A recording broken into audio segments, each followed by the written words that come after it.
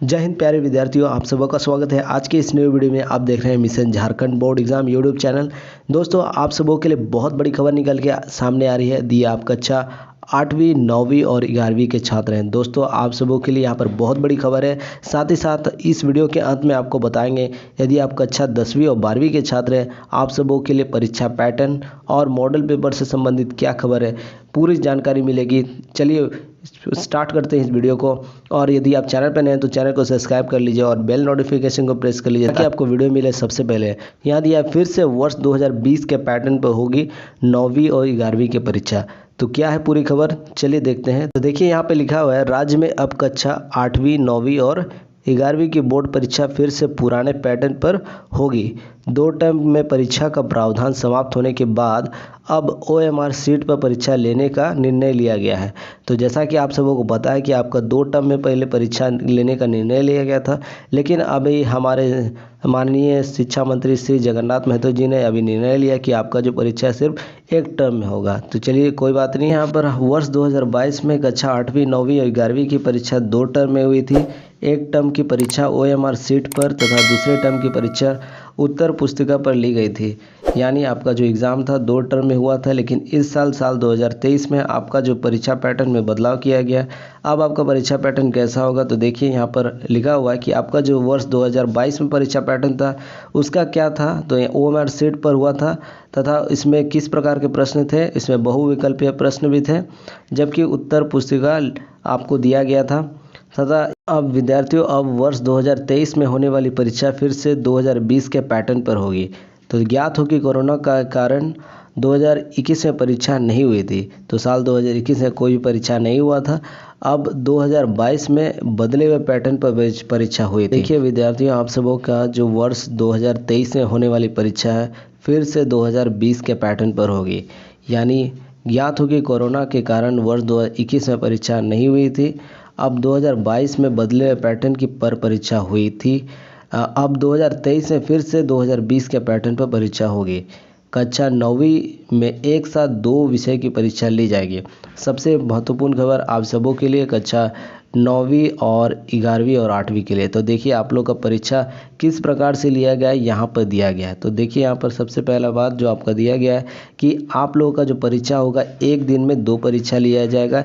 ये बात करें कक्षा 9वीं के बारे। तो कक्षा 9वीं में एक साथ 2 विषय की परीक्षा ली जाएगी। तो गणित और विज्ञान का परीक्षा आपका एक साथ होगा। साथ ही साथ हिंदी व अंग्रेजी की परीक्षा एक साथ, सामाजिक विज्ञान व अतिरिक्त विषय यानी आपका जो एडिशनल सब्जेक्ट है, चाहे वह होम साइंस हो, संस्कृत हो, आपने जो भी लिया हो उसका एक साथ आपका एग्ज़ाम होगा। कहने का मतलब है आपका जो एक ही दिन में एक ही सीटिंग में और एक ही OMR सीट पर आपका 2 सब्जेक्ट का एग्ज़ाम होगा।